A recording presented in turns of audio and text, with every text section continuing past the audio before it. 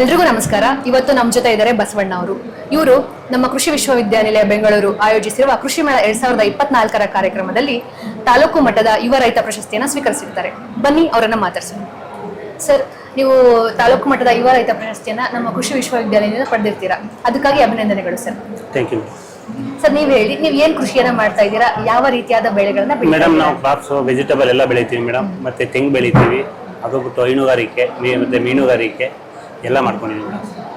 ಒಟ್ಟಾರೆಯಾಗಿ ಸಮಗ್ರ ಕೃಷಿಯನ್ನ ಹೌದು ಮೇಡಮ್. ಏನು ನಮ್ಮ ರೈತರಿಗೆ ಏನು ಅನುಕೂಲ ಆಗಿದೆ ಕೃಷಿಯಲ್ಲಿ, ಅದು ಏನ್ ಮಾಡಬಹುದು ಎಲ್ಲಾನು ಮಾಡ್ತಾ ಇದ್ದೀವಿ.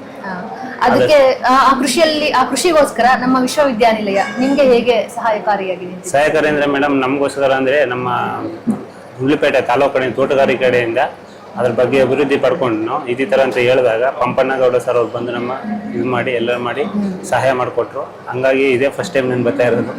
ಅವಾರ್ಡ್ ಇದಕ್ಕೆ ಫಸ್ಟ್ ಟೈಮ್ ಬರ್ತಾ ಇರೋದು. ಇದು ನೀವು ಮೊದಲನೇ ಸಾರಿ ಕೃಷಿ ಮೇಳ? ಇದೇ ಮೊದಲನೇ ಬಾರಿ ಕೃಷಿ ಮೇಳಕ್ಕೆ ಬಂದಿರೋದು. ಅಗ್ರಿಕಲ್ಚರ್ ಸ್ಟಾರ್ಟ್ ಮಾಡಿ ಮೇಡಮ್ 12 ವರ್ಷ ಆಗಿದೆ. ನಮ್ಮ ತಂದೆಯವ್ರು ಮಾಡ್ತಾ ಇದ್ರು, ಇವಾಗ ನಾನು ಮಾಡ್ತಾ ಇದ್ದೀನಿ. ಪ್ರಶಸ್ತಿ ಇದಕ್ಕೆ ಬಂದಿರೋದು ಇದೇ ಫಸ್ಟ್ ಟೈಮ್. ಅಭಿನಂದನೆಗಳು ಸರ್ ಅದಕ್ಕಾಗಿ.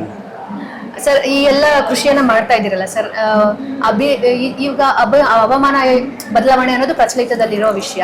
ನೀವು ಯಾವ ತರಹದ ಹವಾಮಾನ ಬದಲಾವಣೆಗಳನ್ನ ಎದುರಿಸಿದ್ದೀರಿ ಸರ್ ನೀವು ಕೃಷಿ ಮಾಡುವಾಗ?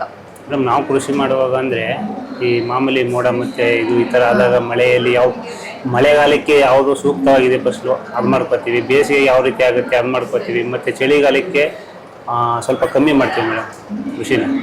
ಅದಕ್ಕೆ ನಮ್ಮ ವಿಶ್ವವಿದ್ಯಾನಿಲಯ ನಿಮ್ಗೆ ಯಾವ ಥರ ಸಹಕಾರಿಯಾಗಿ ನಿಂತಿದೆ ಸರ್ ನಿಮ್ಮ ಜೊತೆ?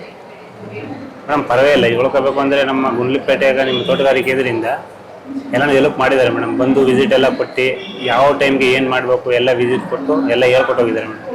ಹೌದಾ ಸರ್? ತುಂಬ ಅನುಕೂಲ ಆಗಿದೆ ನಿಮಗೆ ಸರ್. ಮತ್ತೆ ನೀವು ಕೃಷಿಗೆ ಬರಬೇಕು ಅಂತ ಇರೋರಿಗೆ ನೀವು ಏನು ಹೇಳಕ್ ಇಷ್ಟಪಡ್ತೀರಾ ಸರ್?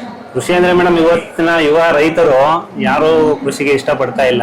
ಯಾಕಂದ್ರೆ ಇವಾಗ ಪ್ರಾಬ್ಲಮ್ ಆಗಿರೋದು ಹುಡುಗಿ ಮದುವೆ ಸಮಸ್ಯೆಯಿಂದಾಗಿ ಯಾರು ಸಹ ಬರ್ತಾ ಇಲ್ಲ. ಈ ಬೆಂಗಳೂರು ಈ ಸಿಟಿ ಕಡೆ ಹೋಗಿ ದುಡಿಯೋಕ್ಕೆ ಸ್ಟಾರ್ಟ್ ಮಾಡ್ತಾರೆ. ಅಲ್ಲಿ ಹೋಗಿ 10 ರಿಂದ 20 ಸಾವಿರ ಸಂಬಳ ತಗೊಂಬದ್ಲು ಮೇಡಮ್, ನಮ್ಮಲ್ಲೇ ಇದ್ಕೊಂಡು ಕೃಷಿ ಮಾಡ್ಕೊಂಡು ನಾವು ಇನ್ನೊಬ್ರು ಬೇರೆ ದೇಶದಿಂದ ಬಂದು ಅವರು ಕಂಪ್ನಿ ಮಾಡ್ತಾರೆ, ನಾವು ಹೋಗಿ ದುಡಿತೀವಿ, ಅವ್ರ ಉದ್ಧಾರ ಆಗ್ತಾ ಇರ್ತಾರೆ, ನಮ್ಮ ಸಂಬಳ ಸಿಗ್ತಾ ಇರ್ತವಕ್ಕೆ. ಅದೇ ನಮ್ಮಲ್ಲಿರೋ ಪ್ರಾಪರ್ಟಿ ನಾವೇ ಹೆಚ್ಚುವರಿ ಮಾಡ್ಕೋಬೇಕು. ಊರಲ್ಲಿ ಇಟ್ಕೊಂಡು ಅಪ್ಪ ಅಮ್ಮನ ಜೊತೆ ಎಲ್ಲವೇ ಚೆನ್ನಾಗಿ ನೋಡ್ಕೊಂಡು ಕೃಷಿನ ಇನ್ನೂ ಸಹ ಉತ್ತಮ ಮಟ್ಟದಲ್ಲಿ ತಗೊಂಡು ಹೋಗ್ಬೇಕು ಅಂತ ನನ್ನ ಅನಿಸಿಕೆ.